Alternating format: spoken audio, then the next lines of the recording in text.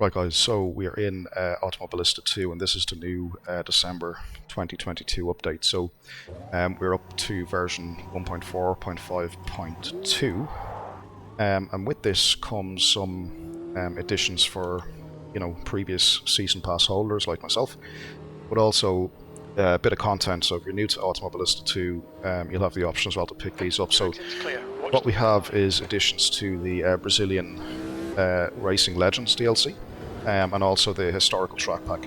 Now if you're a pass holder, these will be already let's say applied to your Steam account, or at least they should be. I believe there was a bit of, well, some small issues on the release date. By the time this video is being recorded, it's probably about 7 hours after the dust has settled on the initial launch, because I just wanted to give everything a chance to settle down and make sure that there was no bugs being reported with the new content, because had there been, making a video on it like this wouldn't have been fair to Risa, it wouldn't have been fair to you guys either, because all you're going to see is a review on a content piece that's, let's say, a little bit borked or whatever, but so far there's been nothing bad reported on the content.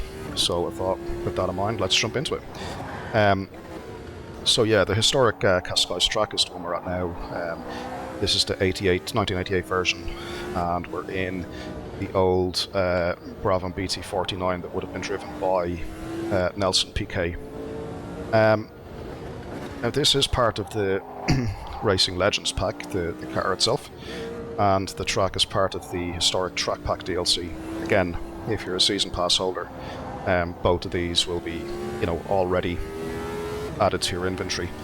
But let's listen to that outside. I'm able to turn on and off the rain light as well. So yeah, there's been another few updates to the game as well at a core level, but first let's just get into a bit of a push lap on this and see how it drives. Now, I'm not an expert on this circuit, by the way, so forgive me on the lack of driving skill and being in a new car as well. It's may the odds be in my favour. I don't think they will be, but let's go for it.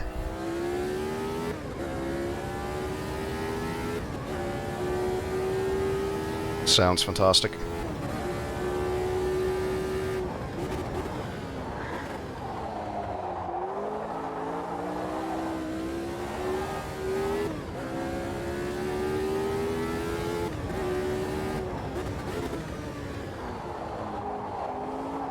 Yeah, drives really good.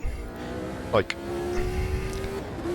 let's forget it's a Formula 1 car just for a second, and let's just imagine it's a car. Like, how should a car behave in certain circumstances? And as I kind of pitch into corners, as I hit the brake, as I pick up the throttle, it is shifting the weight around in a predictable and an expected way, which I mean, it's all you can ask for, really, and it sounds great, it drives well. If I'm too greedy on the front going into a corner, it will do that initial push. I'll see if I can demonstrate it. If it comes into it, I'll call it out. But one thing that you're able to do then is kind of pick it up with the throttle if you haven't gone too far on overdriving the front, like I have here, right? So there's a little slide and then push. See the push mid-corner? And I just lose grip on the front as I try to increase the steering lock. It's kind of counterintuitive to let the steering lock off. Now sometimes you can rescue that back with a bit of throttle to brake the rear, because there is enough power in these to actually snap the rear loose a little bit in those circumstances. But overall, I mean, this feels absolutely brilliant.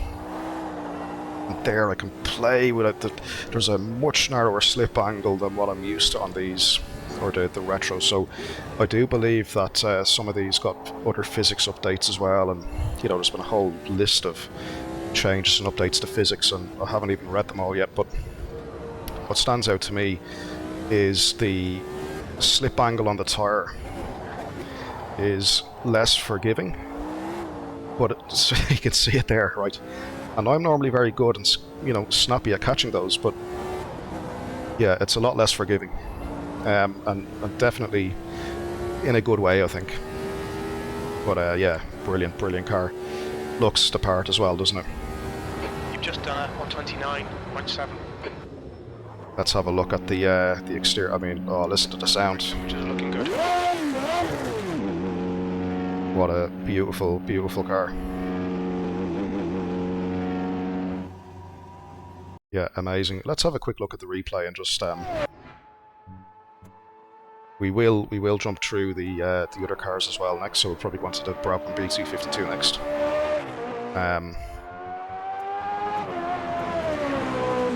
Sounds amazing. Definitely has driving physics as we'd expect them. Like the weight shift is definitely there. Feels like an old Formula car, plenty of power.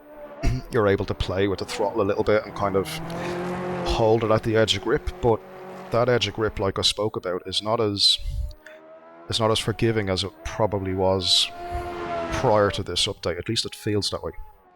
It feels it's more punishing. The range of that slip angle is a lot narrower, it feels. But yeah, what a car. What a car. Looks great, sounds great. And this now has been added to the Formula Retro Gen 2 class. Now, obviously, if you've been, like me, downloading skins off Race Department and so on, this car will probably exist already on one of your current Gen 2 models. So, no doubt the great modders that bring out some of these skin packs and stuff will make updates to these over the next few days, or may even try to update it myself. But yeah, really cool model. And what we'll do is we'll wind this one up here. I'm going to go and fetch the Brabham BT 52, and we'll come back to the same track and do the same test again. But yeah, this one so far, what a car. Right guys, so now we're in the Brabham BT 52, again another one of PK's cars, driven by Patrese as well, who, I know he's not Brazilian, but yeah, just for your information. Let's get a sound check on this.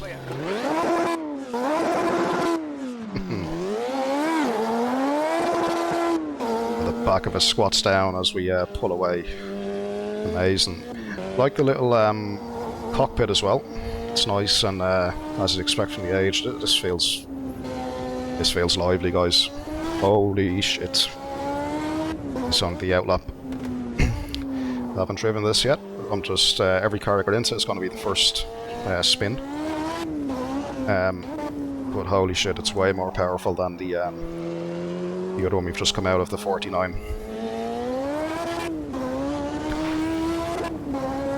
Jesus Christ.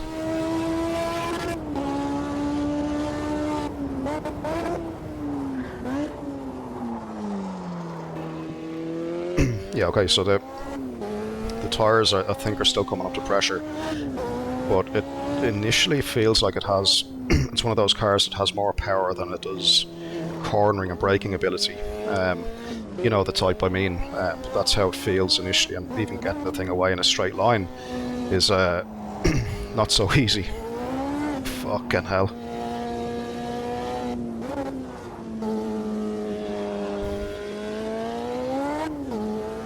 Oh, it's very darty, man. It's very...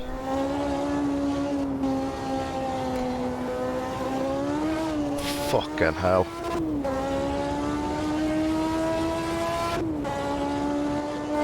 The noise of it. Let's try get a push lap in. Don't know how far we'll get, if we'll even survive it, but we'll try. Jesus Christ, this is... Oh, going in too deep, going in too deep. Holy Jesus, this is nuts. I'm going to be going wide into a few of these apexes, but to be honest, I don't really care. I'm more concerned about getting out of them and trying to... Fucking hell.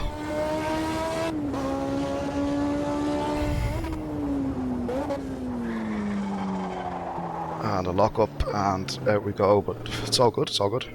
I think you might have gone outside of track limits there. This car is very, very, very powerful.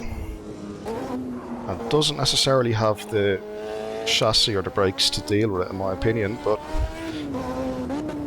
as with these crazy turbocharged F1 cars of the day, where to make him go fast was just like a racing engine power, but the boost coming on is just godlike. I mean, we'll do one more lap in this thing. Oh, fucking hell, if we survive. Oh, the noise of it.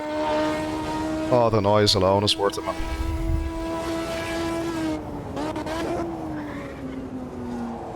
But in all seriousness, right, if you take this online, oh, we're gone. Can we do a 360? Yes, we can. If you take this online, or if you're contemplating doing a league in this, if you hate your community enough, right? Definitely rein it in. Do a bit of practice before you take this thing online. And I would advise, yeah, I've covered the rear tyre so we've no grip, so what I'll do is I will just go straight to the replay. Okay, Gary, your front's a lot. You get the idea about what this is all about. Yeah, as I say, if you're going to take this online, do a bit of practice. Don't jump into a random lobby with this thinking you're going to control it and have a nice race. You won't. This is very, very, very powerful. The boost comes on so quickly that it will catch you out. It just will. And I'm fairly experienced when it comes to sim racing. Like, and I'm able to somewhat control it, but as you've seen, it's still a complete handful. Now, if I was racing this, and if say me and a few of the guys I race with, we had a plan to take this online, I mean, yeah, do about an hour practice, get bedded into it. It's still going to be a handful, but at least you'll be able to control it. Everything else was similar to the BT49 in terms of its turn in, its mid-corner behaviour, let's say. Maybe the BT49 felt a bit better. But again, it's probably because it's more sensible power output, where this is just absolutely bananas. But yeah, a really, really good car. But certainly not for the faint-hearted. And certainly not for any inexperienced sim racers, I don't think. I mean, look, if you're new to sim racing, I mean, by all means, drive the thing, right? But just be careful if you see a lobby like this online. And I include experienced guys in this as well, by the way. Like even me, if I took this into an open lobby now, I'd probably wipe out half the grid, including myself. Yeah, these are not easy cars to control. But as it's modelled, as it's been made by Risa and stuff, the car itself is absolutely class. It just needs an experienced hand to be able to tame it and get the most out of it. But yeah, we leave it there, and let's go on to the next car on the list and keep this little review going. Right guys, so here is the first of the Ayrton Senna era cars. I'm just going to take a bit of fuel out of this just for 6 laps worth or so. Yeah, so this is the Lotus 98T, which was driven by Senna. Yeah, time to experience this, I guess. Let's get it started up. Okay, nice and quiet on startup. A bit quieter than the Brabhams we drove, but yeah, let's just change the seating position a smidge. Yeah, let's go with that. Right, let's get an outside view. Okay, the model work looks great, doesn't it? Firstly, Looks like you're clear on the pit exit. this is another one of those turbo beasts, I believe. Let's get a sound check. Brakes are cold, be careful.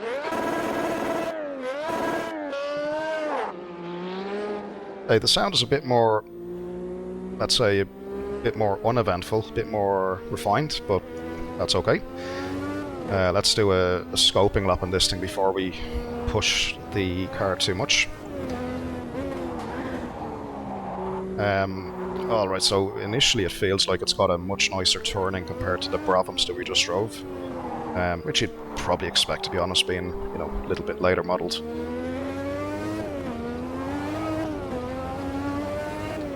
Yeah, it's a much nicer drive, it's more planted, it's way more planted. I'm not saying it's planted, but it's definitely more stuck to the ground, you know, it's more...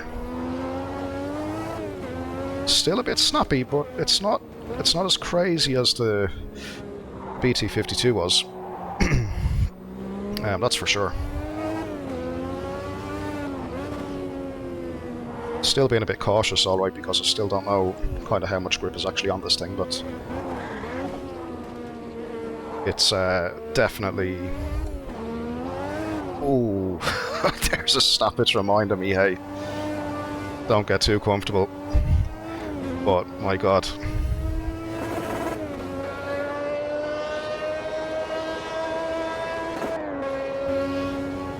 Yeah, it's great. It feels really nice to drive.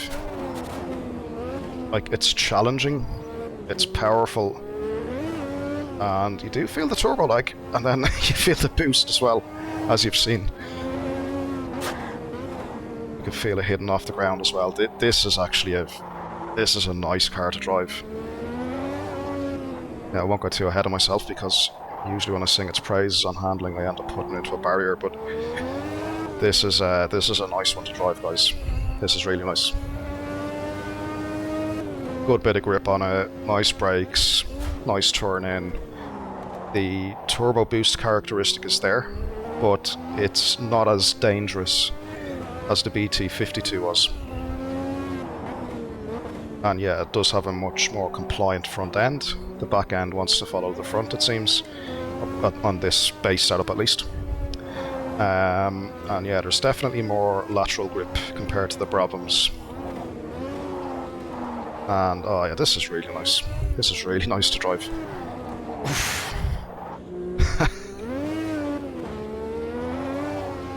That's it, come on, get out, get out.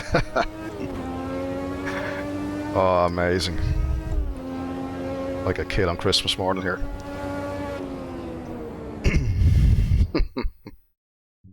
Yeah, that's a great one, that.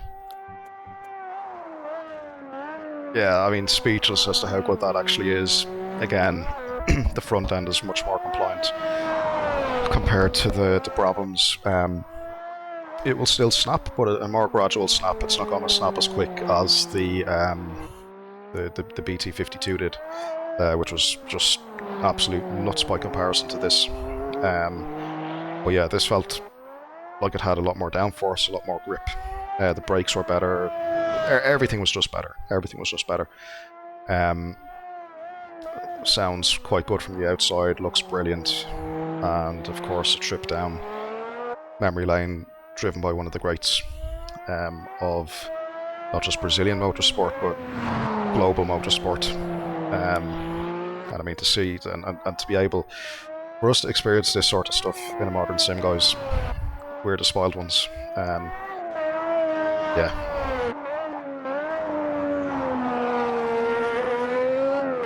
Amazing, absolutely amazing. And you can see the snaps there, so you still got to be careful, you still got to respect it, but yeah. Right, let us go on to maybe the MP4 4 next, and we'll repeat this test, same track. Let's go for it.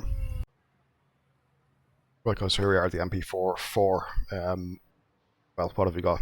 1.5 litre engine, 675 horsepower, and the thing weighs just over 600 kilograms.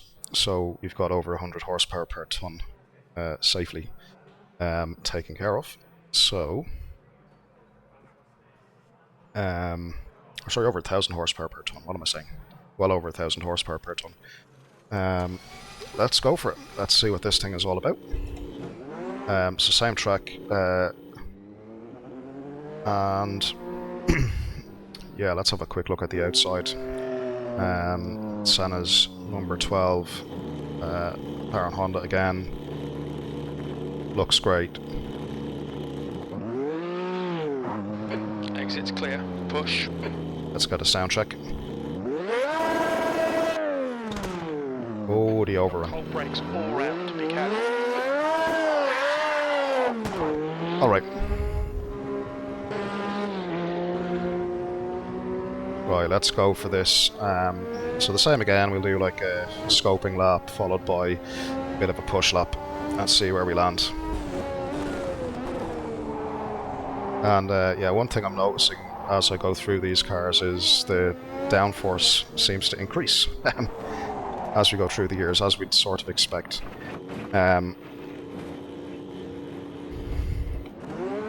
Okay, get off the grass, Gary, come on. So Let me just move that seat down a tiny bit. Okay. So one thing I did notice was from a feel perspective, the Brabham BT 49 appeared to be a bit more compliant than the 52, and I think that was because it was a similar era, but the 52 was just crazy in terms of its power output. Just a complete mismatch to the chassis, that's how it felt. Things started to improve then with the Lotus, and then they also seem to improve again with this, at least that's how it feels.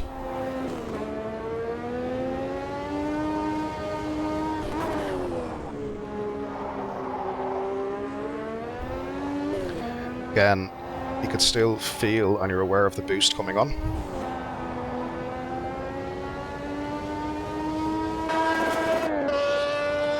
Yeah, looks great, sounds great.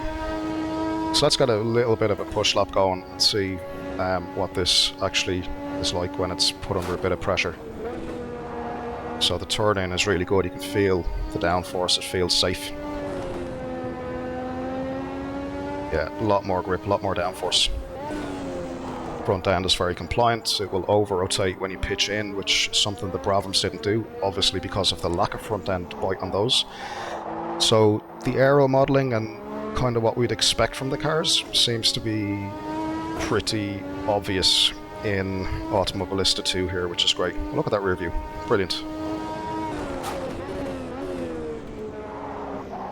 Alright. And then throttle on, bit of oversteer, can I control it? Yeah.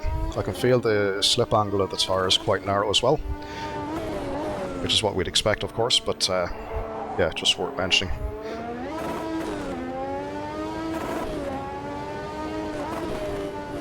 Yeah, feels really good. Feels great off the limiter, doesn't it, the sound? Cautious to give it too much throttle here because every turbo car I've given it in wanted to snap on boost. This one's a little bit more compliant. Wouldn't call it easy by any means, but definitely more compliant. And that rear view is brilliant. Love the way the guys do that on some of the cars. I will do one more lap just because it's so good. Oh yes, leaning on it now. This is normally where it ends in tears, but screw it. We go down, we're going down in a blaze. Throttle, pin it. Yeah, this is it. This is how we, this is how these cars should be driven, I guess.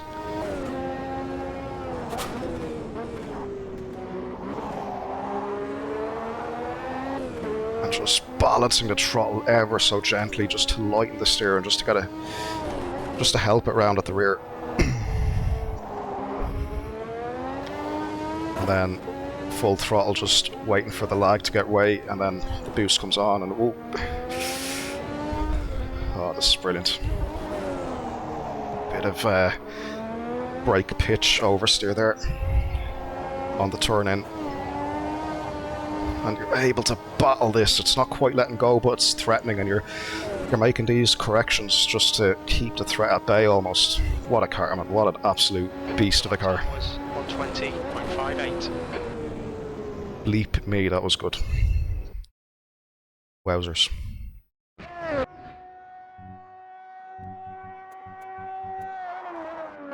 Yeah, this, I mean, brilliant. Fun to drive, enjoyable to drive. Looks great, sounds great. Is somewhat forgiving given the extra bit of downforce it has relative to the other cars. And the tyre model feels pretty good on it as well, I have to say. Like, it's not too forgiving. It still punishes if you get a bit out of shape. And yeah, you definitely get the feeling. I mean, I kept this under control a good bit there, right? But you do get the feeling that if you abuse that or you go a step too far, it will spit you off into a barrier without any sympathy. Yeah. What a car.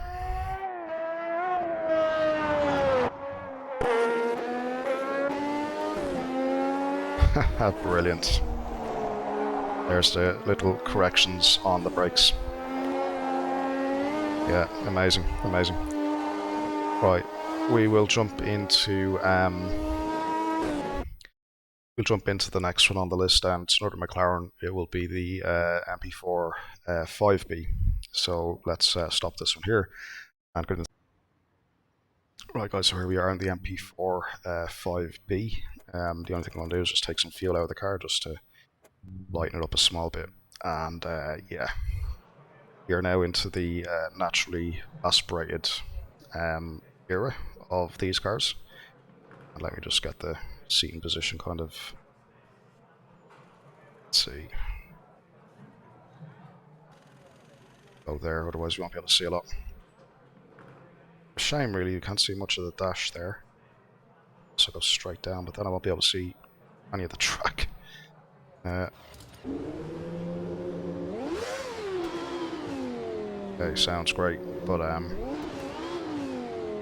yeah, I'm gonna have to just sit the view here, otherwise you won't be able to see what's going on the track. Maybe you can get away with it there.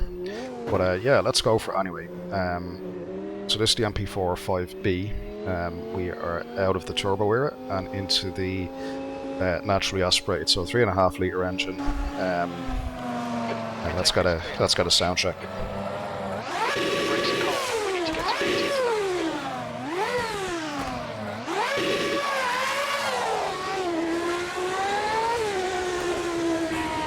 Okay, sounds nice. And yeah, let's get a lap or two under us here.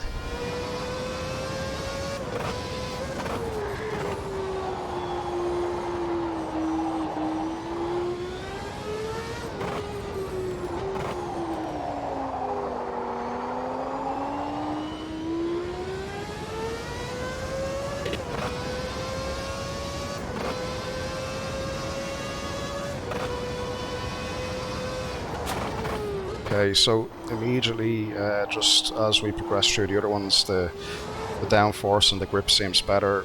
It is a more powerful car. I think we're at 690 horsepower, something like that, and the weight is around 610 kilos. So we're into well over that 1,000 horsepower per ton kind of category.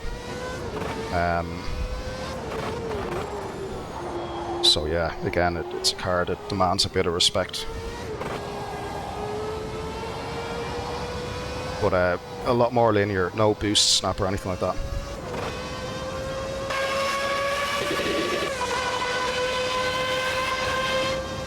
Yeah, let's go for a push lap. And I mean, the detail on the suspension arms and stuff like that is immediately apparent and stands out. A lot of downforce on this car as well. It feels really planted. Wow, a lot of downforce. Really lean on this one.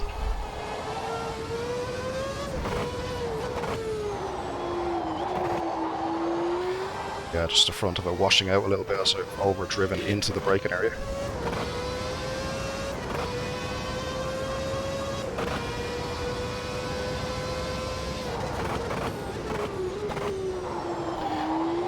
And luckily for me, although I cannot see the rev counter on the dash, because I've had to raise my seating position a small bit, I'm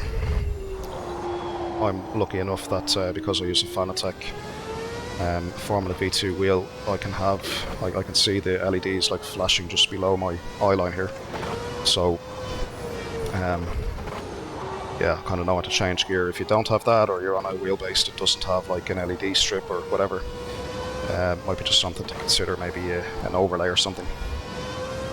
But this sounds amazing. This drives great as well.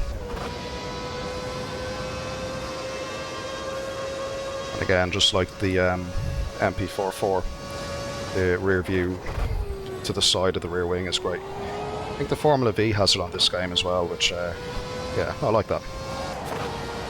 Do one more push lap. Yeah, I can feel when I brake it will pitch the front down, or will pitch the way forward, and it bites again, but as soon as I come off it will wash out, which is, you know, again, it's what you'd expect a car to do.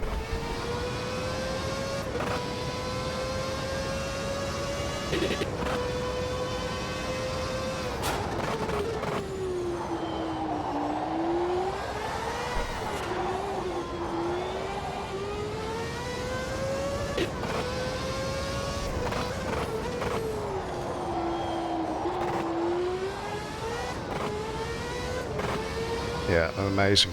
Absolutely, another great car. Another great car. A lot of downforce, more linear power delivery, as you'd expect. And yeah, another gem from Risa. Not that we expected any less, to be fair, but you know, you drive these cars that Risa add to the game, and 120.68. you know you're getting quality every time. But it still never takes away the surprise when you get into the car how good it actually is. Yeah. So the model is great as well.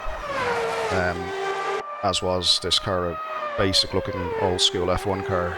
Looked very simple in its appearance as replicated here, but the driving experience of this, I mean, you'll have fun driving this lap after lap on any circuit you pick. I mean, it feels really, really good.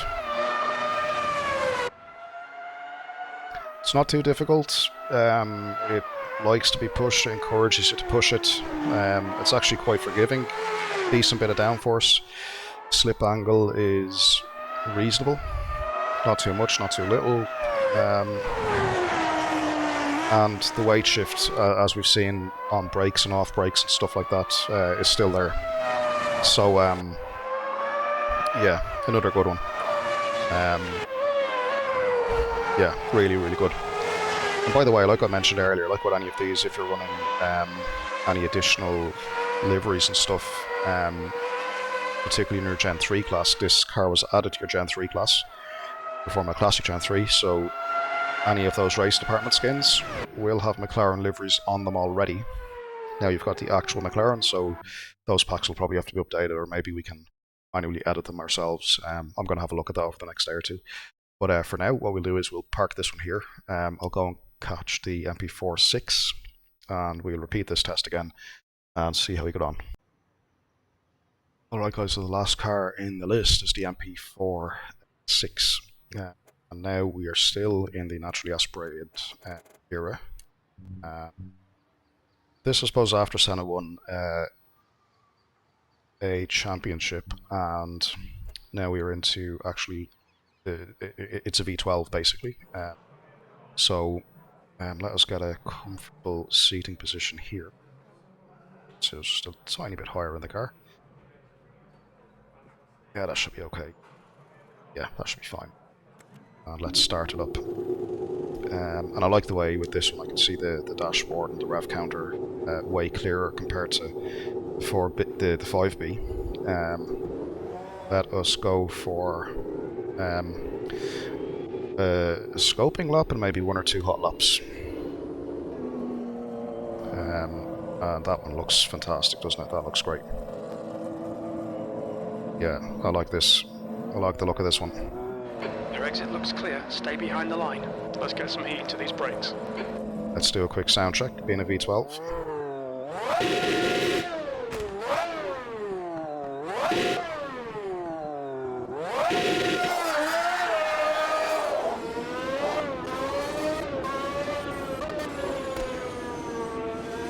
Yeah, sounds very high-pitched V12, doesn't it? Let's see what it's like on board.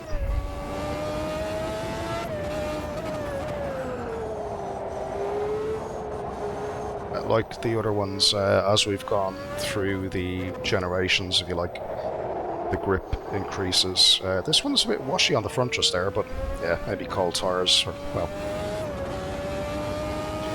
Yeah, so this one's 757 brake horsepower, and still around, like the weight is in the 600 kilo range, so very, very generous power to weight ratios going on here.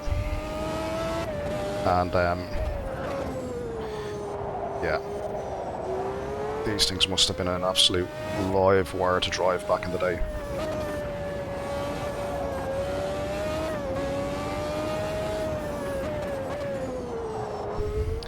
Like the rev counter, the way it goes from 7, 8, 9, 0, 1, 2, 3, 4, it's like only give a crap about everything after 0. And they are in tens of thousands. So you know, 10,000 revs, 12,000 revs, 13, 14,000 RPM. Which, yeah, you get the idea. Recipe for fun. Light car, high revving engine, naturally aspirated, linear power delivery, all that good stuff in a Formula car, Formula 1 car at that. And it feels, all of that feels great. Fun. Weight shift is as good as the other models. It's predictable, just like the other models, like the other McLarens. Yeah, what a car.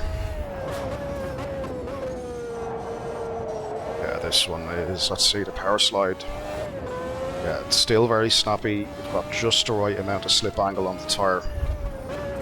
It's very close to losing it there. And the slip angle, although you can recover, it doesn't encourage you to keep the opposite lock on. It's like, when it gets out of shape even a little bit, you want to try and correct it straight away because you're never quite sure how bad that slip is going to get. And rightly so, because it's a slick tyre with a narrow enough slip angle, and it's a high-powered car. It's quite light, very nimble, short wheelbase, all of that. These things are designed to turn, and they will gladly go sideways as well. Oof. Nice bit of downforce here. You can hear the thing bottom out off the ground. The lock. Try to play with the throttle a little bit.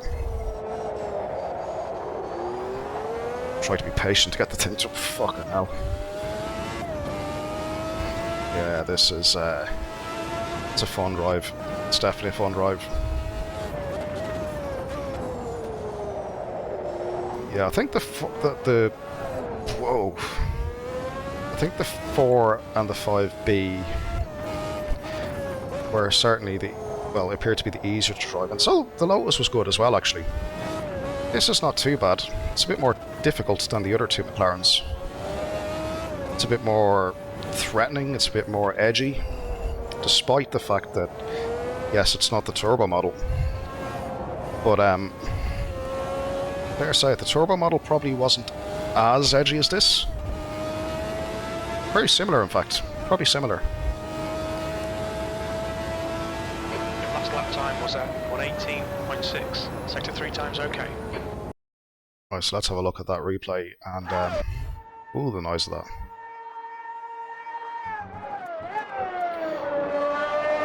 Yeah, so that rounds out our little drive through all of the new F1 car content on Automobilista 2. Just quick 2 laps, 3 laps, what we think, what they do, what they're good at. And all of the McLarens pleasantly surprised with how they how similar they feel, but yet they have a distinct character to them. They're all predictable, they all have good front turn-in, they all have nice downforce, they all behave in a similar way. But like I say, the engine configurations and how the power gets delivered definitely stands out as unique characters to each of them. And I mean, they're slightly different apart from that as well, of course, but they have the same DNA, is probably the best way to describe it, and that's clear to feel as you drive them. All of the cars, even the Brabhams in this include as well, all have that weight balance, weight shift nailed pretty well, including the turn-in oversteer. If you turn in on the brake and you're a bit too greedy trying to pitch the nose in, the back will come around in a predictable way, and that's been that's the same across all models. So yeah, all of this stuff is model grade, guys. Yeah, go and have fun on these Formula cars. They're absolutely brilliant. Nothing bad to say about any of them. The only one thing I will say is the BT52, I think it was, the BMW turbo version, is a bit of a handful. Crazily so.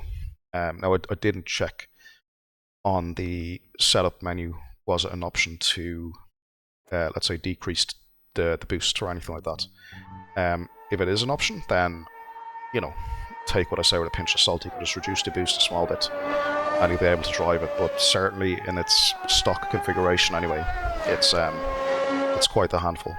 Not undrivable though, not undrivable. The tire model, the physics, all of that stuff is okay.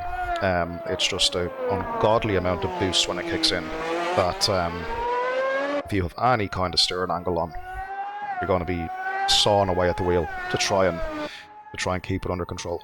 But look, it's part of the fun, isn't it? But yeah, guys, thanks for watching this. Like I say, go and drive these; they're all fantastic. And if you like this type of content, feel free to hit the like button, do the subscribe thing, yada yada. And you'll hopefully get videos like this in the future from me and other creators that want to share this passion of sim racing and give everyone an insight as to what we find, what we think, and hopefully help everyone learn something along the way. That's why we're all here. But yeah, thanks for watching, guys. Really appreciate that. And yeah, go and unleash your inner Senna and PK, and yeah, catch you at the next one.